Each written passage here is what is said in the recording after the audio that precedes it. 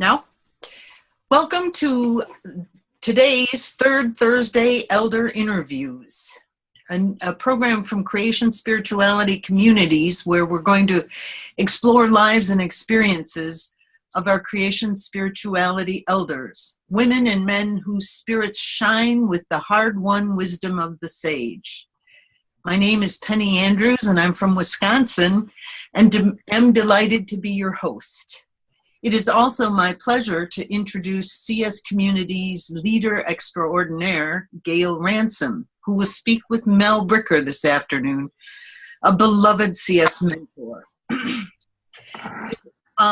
Gail is a musician, writer, Creation Spirituality minister, and president of Creation Spirituality's Communities. Her life's work has been nurturing spiritual growth, primarily through the arts.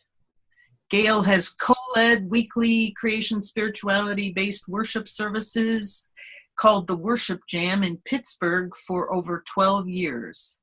She received her D.Min in Creation Spirituality in 2010 from Wisdom University and joined the CSC board in 2013. In a moment, she'll introduce our distinguished guest, the Reverend Dr. Mel Bricker. Today is the third in a series that started in March.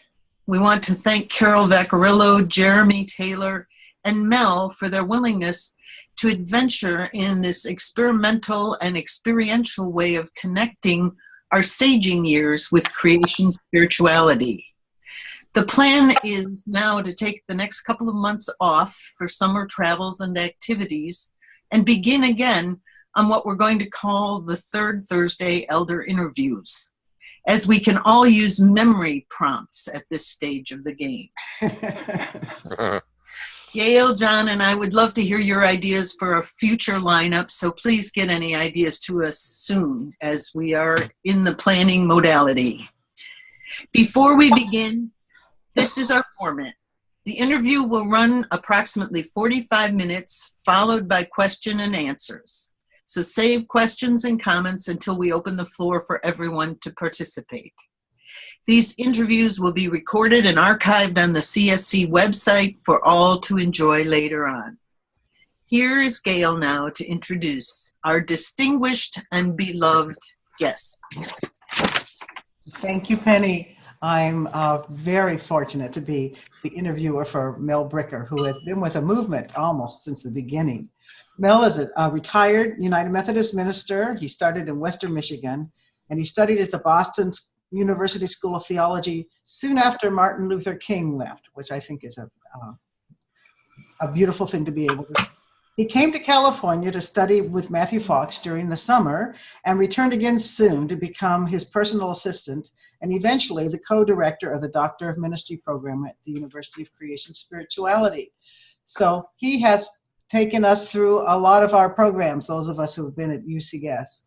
Mel's life focus has been on healing prayer and considers his work with the Creation Spiritual Community as spiritual care. And from personal experience, I know that to be true. Indeed, he is still guiding the movement, serving as a board member for both the Fox Institute of Creation Spirituality and Creation Spirituality Communities, who is sponsoring this interview series. Welcome, Mel. Well, thank you. I'm humbled to be called distinguished, so. Do you have a poem or a prayer or something you'd like to speak? Yes, I want to use something that I used with the Creation Spirituality Communities Board a few weeks ago because I think it's so appropriate for this group and your interest. I want to share it's called a Sage Essence Blessing.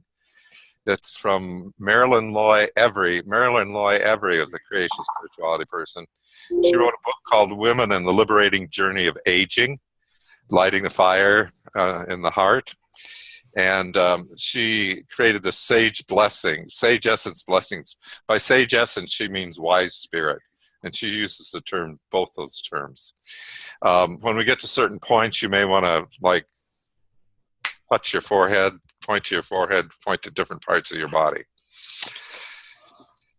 In celebration of my sage essence, I honor my personal authenticity I bless my day visions and night dreams and claim my wise spirit to forge new paths when necessary. I bless my forehead and claim my wise spirit of reason. I bless my eyes and claim my wise spirit of vision to see clearly the beauty in all things. Lips. I bless my lips and claim my wise spirit to speak the truth about my experiences. Heart. I bless my heart and claim my wise spirit to deepen my self-love, and in so deepening, deepen my love for others. Hands. I bless my hands. I guess I need to get mine up there. I bless my hands and claim my wise spirit as an artisan for a new humanity. I bless my womb and claim my wise spirit as an artisan for a new humanity as well, and claim my co-creating with divinity. I bless my feet, and you can just point to your feet. I bless my feet and claim my wise spirit and continuing to walk my unique path while honoring the paths of courageous foremothers and forefathers, sisters and brothers. In blessing my life, I contribute to wisdom legacies of elders before me. And as I live into my fullness, I will continue to celebrate living my wise spirit. Mm. For all of you wise spirits. Thank you, Mel. Thank you. That was beautiful. You're welcome. You just had an interview with Marilyn Moy Evers last week or so. Yes, Yeah. right. So it's good. We're all beginning to become wise. But we all stand on the shoulders of somebody who comes before us. So I am wondering if you could share with us, on whose shoulders do you think you stand? Oh, well, one of the first persons I think of is my grandmother Junker. And I don't know why, except that she was an especially appreciative person. She was quite firm. She was very immersed in her Northern Indiana fundamentalist Methodist background, which I moved beyond as I moved along. But there was something about her that was very accepting and affirming and celebrating all of her grandchildren. And then I think of a Wesley Foundation director that I had when I was in college, who was United Methodist also. He had a very strong social passion. And that influenced me a great deal in going to Boston University, because it was known for that social passion. And that was influential. And then later, I did a Doctor of Ministry program at what was called the Ecumenical Theological Center in the Detroit area. And there was a man by the name of Jack Beersdorf. Jack was a visionary, just much in the spirit of Matthew Fox. The pedagogy and the theology was very much the same, and really influenced me in deciding ultimately to come to the West Coast and study with Matthew. And of course, Matthew was one of the people who influenced me a lot. I would have to say, this Creation Spirituality magazine, I started reading that. I happened to pick it up off of News Center, and I subscribed to it and began reading that long before I read Matt's books. So I'd say those things. And then one person, all the people in the churches of which I was a part, they each played their role, but there was one person who really humbled me one day. She was a shut-in, a woman who had polio when she was younger and couldn't get out much. And I went to visit her one day, and she said to me, "You know, Reverend Bricker, every time you get up to preach in the pulpit, I pray for you." And today I still get emotional when I hear that, because it's like, oh my God. Talk about standing on the shoulders of the elderly. She was an elderly person. It really made me realize that this isn't something that you do. You know, you have all that theory about it, you don't do it by yourself, but she made me very aware that I didn't do it by myself. So I would say her. And then other friends that I've had along the way. So thank you. So, and to all of your cloud of witnesses that are abundantly around you. Right. Now. Yeah. Right. So who would you consider your ancestors? Do you have any ancestors? Oh, ancestors? That you would want to honor? You know, that's very interesting because when I grew up in northern Indiana, we didn't talk much about our ancestors. No.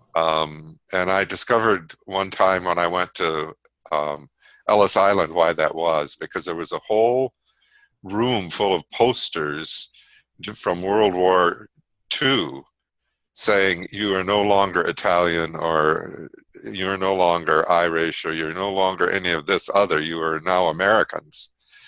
And I just think I grew up in that kind of insular northern Indiana area that my parents never talked about my ancestors. I do consider one of my ancestors who isn't with us anymore to be Jose Habde. Some of you probably know of Jose Habde. Jose had a lot of health issues, and so I drove her around a lot when I was at UCS and got to know her pretty well. And I just really appreciated her humility and her honesty and her willingness to not only serve the poor, but be one of the poor. And to keep doing this all of her life. I saw her not long before she died, and she was still busy with her various projects for the reservation where she lived. So I'd say she was one of my ancestors. So Mel, at this time in your life, what would you say, looking back and knowing where you are today, what would you say the purpose of your life is? What is the theme? What's the overall theme that has carried you through? Oh, that's a good question. I would say trying to live compassion. I have a breath prayer that I use, and when I breathe out, I say compassion. And I think that's probably why I gravitated towards being a minister, doing pastoral care. It didn't used to begin with, I was kind of threatened by going to visit people who were ill and in the hospital and so forth. But by the time I'd done this for a while, I felt like that was where I really belonged. That I belonged to being with those who were in some sort of situation where they could use encouragement and support. So I would say trying to live compassion. And I still do that today. I have some people that I do spiritual companioning with. And I find myself playing that role here at Rossmore, because I find myself checking in on people to see how they're doing. That particularly in the beginnings, it sounds like a perfect four-path process of knowing of your fear, letting go, and right. having to come through you. But we all go through that via negativa sometime in our life. Yes. Disintegration, where we thought everything we thought we were begins to change. And I wondered if you had a time like that in your life. Yes, probably. When I was thinking about this, I was thinking about the fact that as we become elders, one of the things that we do is face those moments when our egos are challenged in one way or another. For many people, that comes when it's time to retire or some major thing happens in their lives. Mine came, and Marilyn Loy talks about the saging years beginning at 50. And I think the Aging and Saging Network talks about that too. Well, I was 55 when I finally came out as being gay. And that was a real challenge to my whole ego structure, because I'd been a United Methodist minister. I was married. I had children. I was active in the communities where I was. And that became a big challenge because it meant giving all those things up. And I enjoyed all of those things. But it meant that one of the things that it meant was that I had to learn to trust my spirit guides. And I would say that my spirit guides were things like paying attention to dreams, one particular prayer process, another prayer that, like I mentioned, the breath prayer that I do over and over again, that became more fully developed during that time. And I would say support groups. I had kind of an eclectic support group. They were people who were part of my Doctor of Ministry program, and a few people who were in my churches, who, when I had been aware for years, probably since I was in seminary, that I was attracted to men. and had been exploring it one way or another, and but never, never identifying myself as being gay. And I just had to trust. I had a dream that was kind of precognitive when I was married. In the dream, my wife and I were walking in the woods. We'd been out walking away from our home. Our home was in the woods. And as we walked back towards home, it was night. It was completely dark out. And as we walked back towards home, we saw that our home was up in flames. And it was completely consumed in flames. And when we got there, the message was, yes, your home was burned down, but you will find a new form and it will be okay. Wow. So I took that as a really kind of strong message that I needed to pay attention to these movements that were going on inside of me.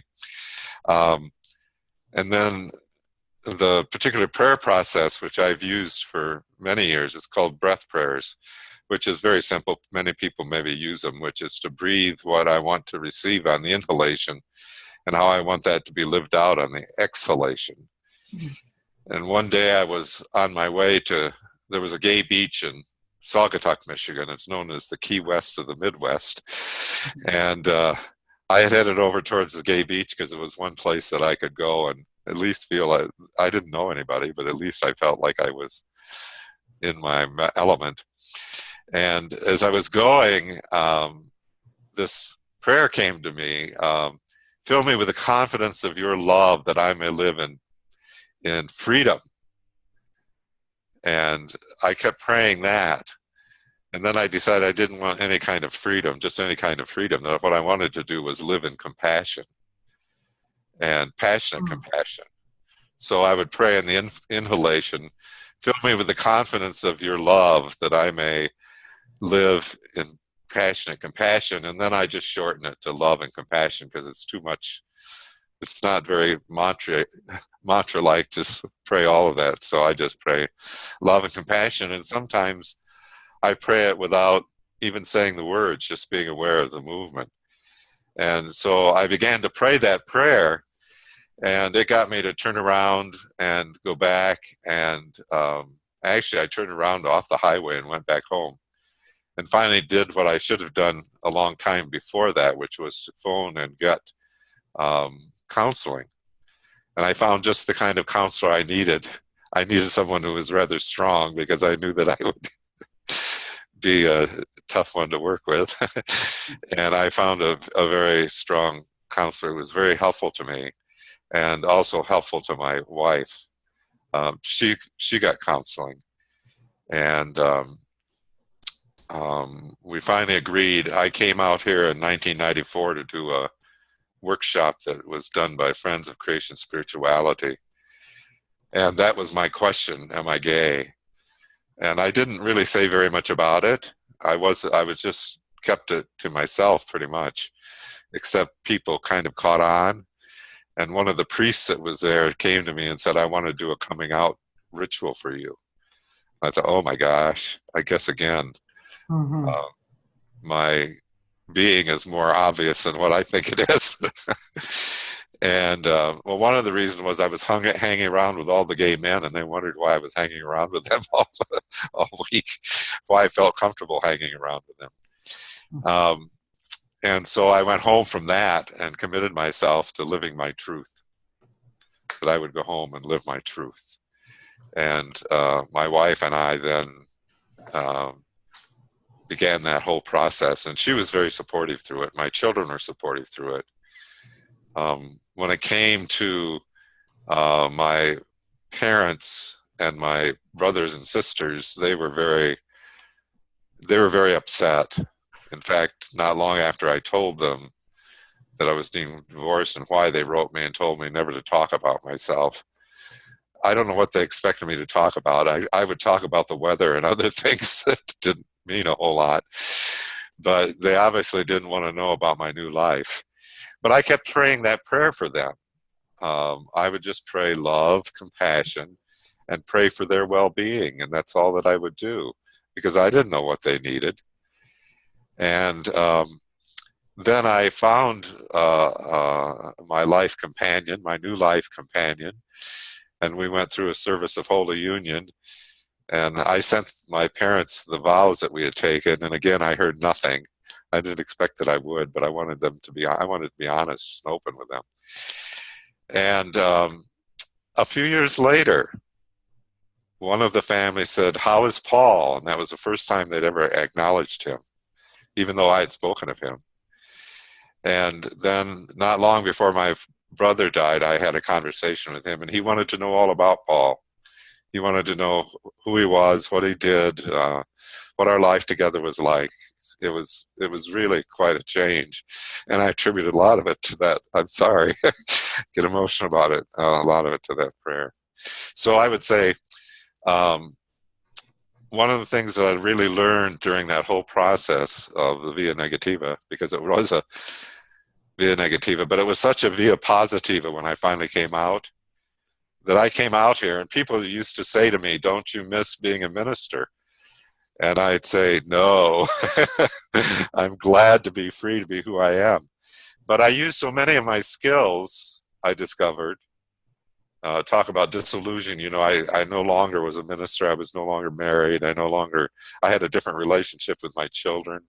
Everything was different, a whole new community. One day in June of 1995, I was finally divorced on a Friday. I took early retirement from the United Methodist Church on a Saturday, and the next Sunday I took off for California. And people used to say to me, "How did you have the courage to do all that?" And I never thought of it as courageous. I just thought of it as desperation. I had to do what I had to do. And I think that's where a lot of courage comes from, is doing what you see that you know you must do.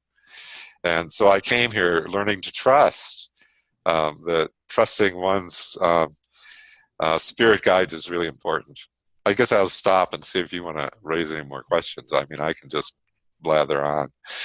No, well, no, I know that this is a key moment in your life, that was the point where you shed the expectations and found, as you said, wanted to live your truth, and was in that time, which happens to so many times of us when we go through these difficult times. It becomes so much clearer who we are and who we trust and what we're about. So, so I'm wondering, when you came to California, what did you do? You left your ministry and your home and just... Well, the Doctor of Ministry program that I did was very much in line with what Matthew Fox was doing at what was then the Institute in Culture and Creation Spirituality. And so when I decided to be divorced and so forth, I had no idea what in the world I was going to do. I had a little bit of personal pension money that I could use, that I could see that I could get through a year and go to school. And so I came out and did the program at the Institute with Matthew, and that's how I became acquainted with Matthew Fox. And that was also trusting too, because I trusted that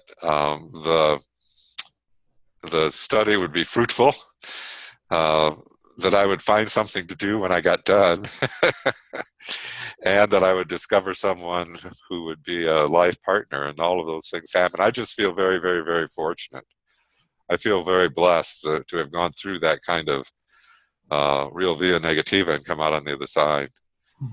I was very surprised that I ended up at UCS. I'd gone to work for a group called Mercy Center, which did work with low income and homeless over 50 years of age. I was assistant to the director, and I really liked the people I was working with. It was such a talk about diversity. It was such a diverse group of people, and I was really enjoying working with them. And one day when I went across the parking lot to my office, I had this feeling that, talk about trusting spirit guides. I had this feeling. It wasn't just a thought in my head. It was a total feeling in my body that I wasn't going to be there. And I thought, well, this is strange. The particular job I have, I'd like to move beyond, because it was a lot of looking up things in the file. And I wanted to do some other things. But I thought, gee, I've just been working here 2 weeks. This can't be true. And that feeling stayed with me all day and all evening. And the next morning, I still was having this feeling, you aren't going to be there. And Matthew Fox called and asked me to come be his assistant that morning. And I discovered that afternoon, when I had been having that feeling, he had been out in the park deciding who he was going to ask to be his assistant.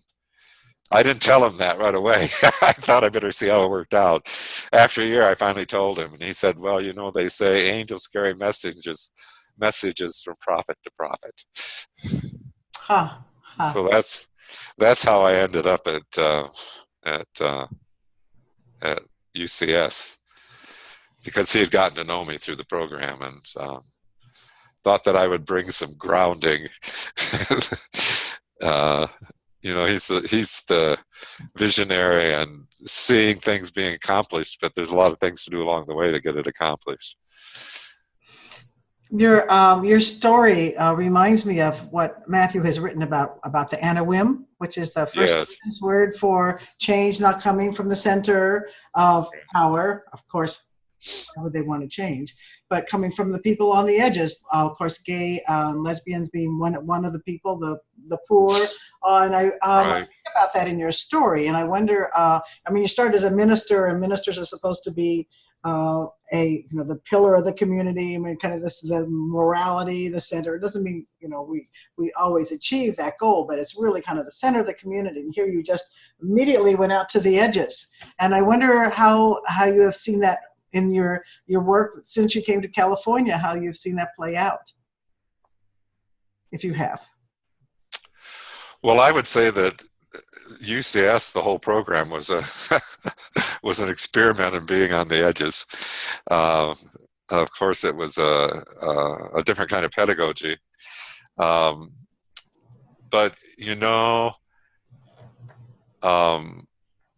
and I guess it's because we were surrounded by people who came there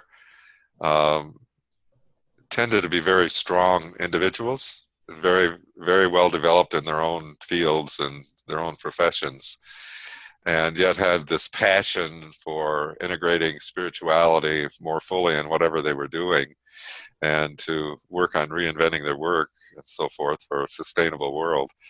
And so I think probably a part of being out there was being out there with all of these people. I often felt, I should be doing this, I should be doing that. And then I thought, I'm doing my role in helping other people to supporting other people in what they're doing. Mm. Yeah.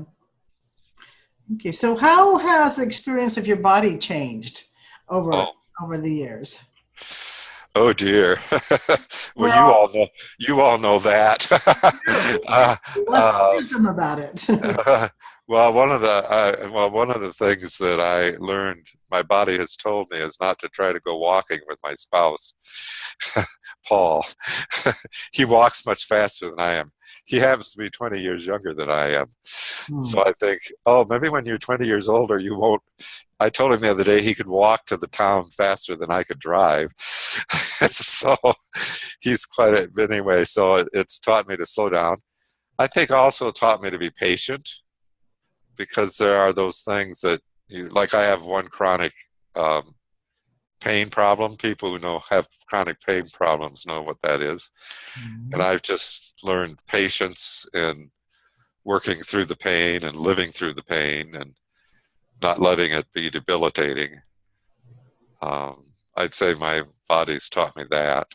So patience is one thing my body's taught me. Yeah. And also appreciating every day, because as I've gotten older, I've thought more about death, as we often do. And I know my brother died a couple of years ago, and he was 6 years younger than I am. He died of a brain tumor. and he's not the first person in the family to have died of a brain tumor. So I think about that, and I think, well, savor, that's become important to me too. Savoring, that dimension of the via positiva. So savoring the moment, and savoring the day, and savoring the time we have shifts in consciousness into the all, or into the eternal now. So all through life, it's at least been my understanding that we're always giving and letting go. We're always getting something new and letting go. And yet when we get to this time of life where it seems like we're letting go more than we're receiving, the economy of that changes. But I don't believe life can be set up that way. I think we must be receiving as much as we're letting go. And I wonder if you agree, and if you have any sense of what it is, at least for you, that you're getting as you let go of other aspects of your life. Well, I agree. I've really feel that I've received so much. One of the things I let go of about 4 years ago was, after I was through at the University of Creation Spirituality, that morphed into Wisdom University. And I continued to consult with Wisdom University until the end of 2013 on matters related to the state of California and legal matters, educational requirements. And that kept me kind of in that mode. And when I let go of that, then I discovered I had more time to do some of the creative things I wanted to do. So I got involved in mosaics and stained glass, and talk about patience. Stained glass teaches you patience. You make one mistake and it can affect the whole thing. So you learn to go slowly and to appreciate. And another thing is to appreciate the process. I've learned to appreciate the process more, because I recognize, and I still have this, that I like to see things completed. It's like seeing the Fox Institute's website up was a big hurrah for me. I didn't have to do all the details of it, but I participated in writing materials for it. And seeing that up and going was like, oh, wow, it sounds like we're really coming to life.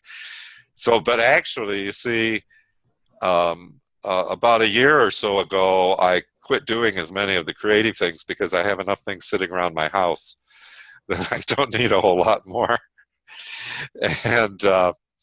And then I thought, what's going to become of me? What am I going to do now? Well, that invitation to be on the Fox Institute board came, and that was a real reward. They're wonderful people to work with, terrific people. And of course, that meant going back on the Creation Spirituality Community's board of directors, which is also a terrific group of people.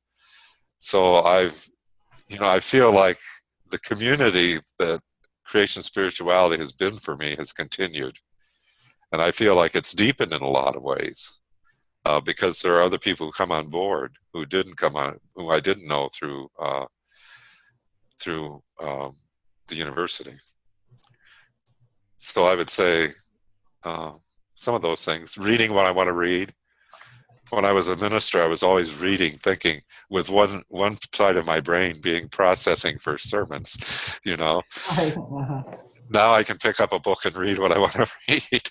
Although I discovered that I've been invited now. I was invited to do Marilyn Loy Every's webinar, and I was invited to do this, and I've been invited to teach a class at the new Fox Institute. So all that's gotten me going into other directions. So I have plenty of things that I find very fulfilling. Well, you certainly have taken Matthew's advice about refirement. You aren't out playing golf. watching your investments go up and down. No, I'm not. So many seniors waste their time that way. Well, so what advice would you give to your younger self? To my younger self? Yeah. Mm-hmm. You don't have to be perfect. I was into perfectionism a lot. And to trust yourself and the things that you feel strongly about, that yes, I guess I'd also say to my younger self, hey, you made some good decisions. Yeah. Mm, mm, mm. Yeah. I made a good decision to go and get a doctor of ministry. Mm, I was tired of talking about prayer and meditation and so forth. I wanted to go somewhere where it was practiced, mm. and so that's what I did. That of course that of course got me into trouble because it also helped me to live my truth. So with that, what do you notice about the arc of life that's different from what you expected when you were younger, or even middle age before you came out?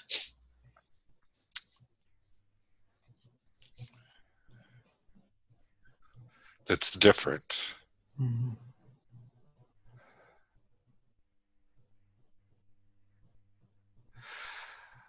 Well, I think I don't know if I do it more or not than I used to do, but listening, what I call deep listening, has been really important to me, which is when I just started describing what it means, a lot of people said, well, that sounds like pastoral care. And it is, but not doing it just in those settings, but in other settings as well. I would say that that's a bit different than feeling like you have to have the answers to things. Mhm. Thank you. And so you did talk about savoring, which when you and I were talking before, you talked about savoring and you talked about trust and Uh, authenticity, your own truth. I wonder if we could close at least our part of it with a question about how has your regard for God and creation evolved through the years? So creation spirituality mixed with your aging process, what do you have see from this vantage point? well, obviously, I mean, for me, one of the ways that it really evolved was going from this Northern Indiana fundamentalist, anti-Catholic um, kind of background to an inclusive. I mean, that's the reason that had a passion about coming out here, was that Matthew was including the wisdom in all spiritual traditions, Mm. and an appreciation. I think a greater and greater appreciation for that all along. As you learn more, as you just sit around and experience history more. And then also, I always enjoyed nature, but I think I enjoy nature even more now, because partly as I have more time, Mm-hmm. um, I can walk my dog in the same park over and over again, and I'm always stopping to see how this tree is doing and how those flowers are doing, and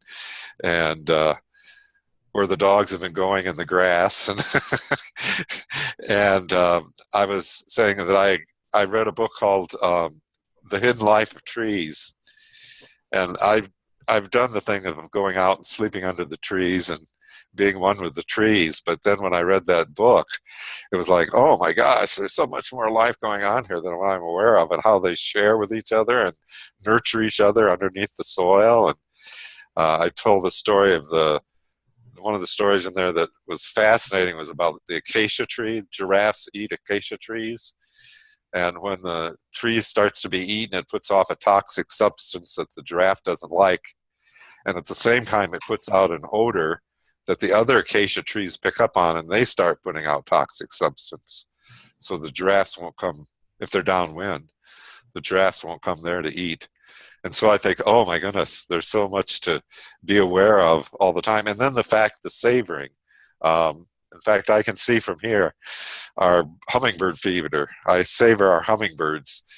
And I feel that it really is what we talk about, the universe regarding itself and appreciating its own beauty, and that my savoring the birds is as important as for them as it is for me. That they know they're affirmed. And that would be true of any creature. The deer we have around here. I'm fortunate to live in a retirement community. Don't think usual retirement community. This is a community of 9,000 people. It's like a small town. Yeah. And 85% of the space has to be open space. So we have coyotes, we have deer, we have wild turkeys, and we see these things all the time. How beautiful. Lots of birds. Yeah. So what advice would you give us, Mel? Those of us right now that you know of, what's your kernel of advice for how to live out this special time in our lives? Trust yourself, because I don't feel like I have advice to give any of you. Oh, that's good. That's good. Trust yourself. But I trust that each of you has that kind of awareness, and is developing that kind of awareness where you can really trust the truths that you want to live. So trust them and live them. Thank you. Thank you very much, Mel. Thank you. We're going to go into a time of questions, but we thank you very much for all you shared with us. You're welcome. I have some special pearls to take away with me, and I know others do too. Thank you.